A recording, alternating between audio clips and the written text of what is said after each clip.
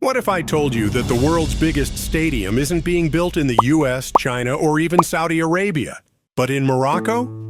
A country that's never even hosted the World Cup, yet is now challenging European giants like Spain for the ultimate football glory, the 2030 World Cup final. Sounds crazy, right?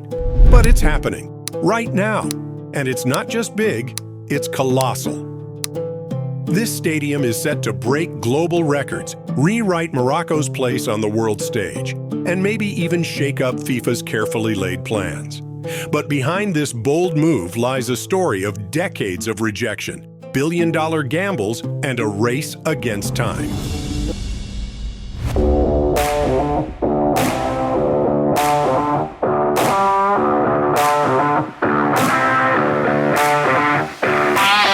Why is Morocco spending over $5 billion on this?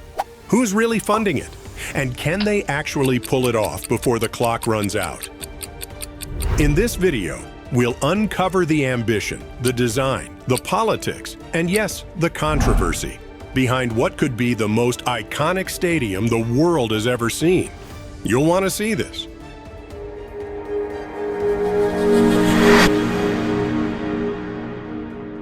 Let's start with the big question.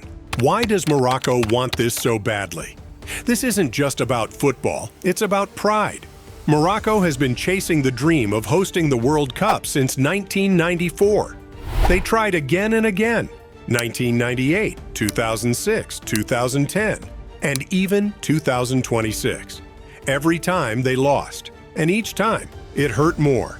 But now, after nearly 30 years of rejections, Morocco has finally secured a spot, co-hosting the 2030 World Cup with Spain and Portugal. But co-hosting isn't enough. Morocco wants the crown jewel, the final match. Hosting that final would mean global attention, billions watching, a place in history, and that's why they're building the biggest stadium the world has ever seen.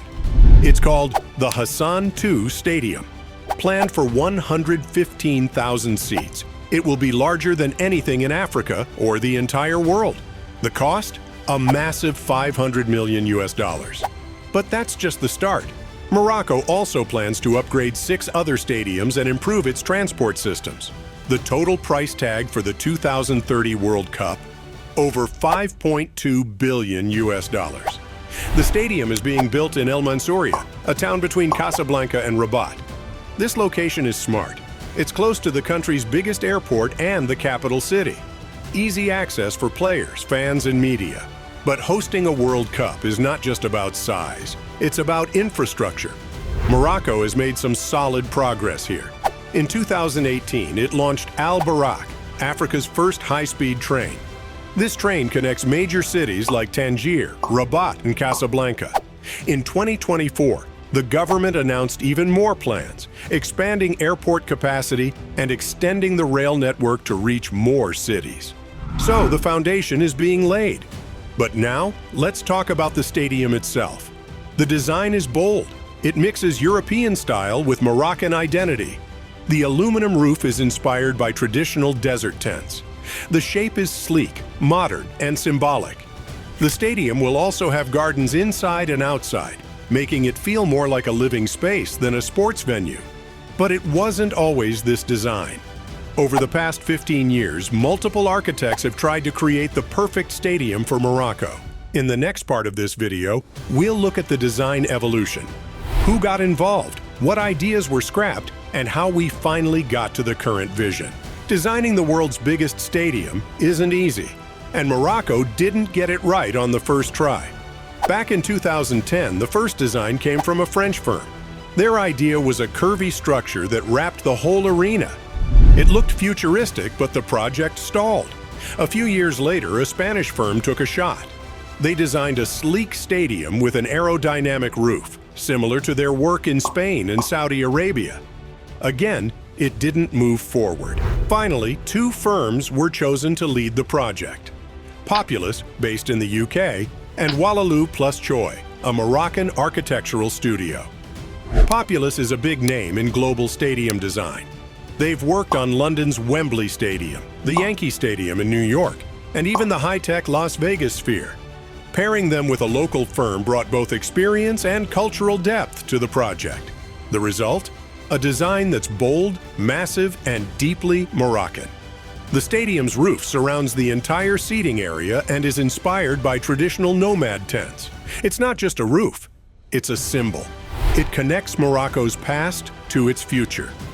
Underneath that roof, 32 massive stairways support the structure while adding to its unique look.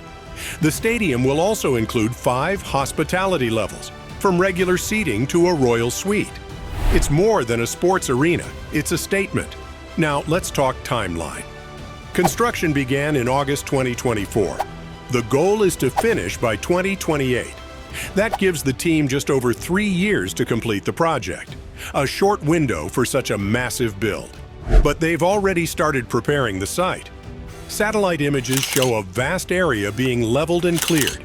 It's still in early stages, but the scale is already clear. The stadium will sit like a crown jewel between Casablanca and Rabat. But a project this big needs more than just concrete and steel.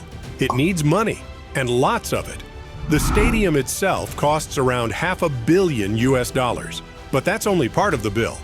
Morocco is also spending on other stadiums, airports, and transport upgrades. The total investment for the World Cup, around $5.2 billion. The government is covering nearly half. The rest will come from loans, international support, and possibly help from countries like China. The African Development Bank has already pledged $650 million. That's a huge price tag. But Morocco says it's worth it. The World Cup will create jobs, boost tourism, and bring international attention. Thousands of people will work on the stadium during construction. Many more will find work after the event in transport, hotels, and stadium operations. Still, not everyone is convinced. Critics worry about labor conditions. Will migrant workers face the same issues seen in Qatar? Will safety be ignored to meet tight deadlines? These are serious concerns. The government says it will follow strict labor laws, but we'll have to wait and see. There's also talk about sports washing. That's when a country uses a big sports event to clean up its global image. Some say Morocco is doing this to shift attention from internal issues, especially the ongoing dispute in Western Sahara. Others argue that this is Morocco's time to shine, and the stadium is a step toward becoming a global player. But what happens after the final whistle blows? That's the big unknown. The Hassan II Stadium is planned to become the home for 2 of Morocco's biggest football clubs, Raja Casablanca and Wydad AC. But here's the problem. Their average match attendance is only around 15,000 people. That's just a small fraction of the stadium's full capacity. So, will it sit empty? Maybe not. The stadium could host concerts, festivals, and international sports events. Its design is flexible. It's ready for more than just football.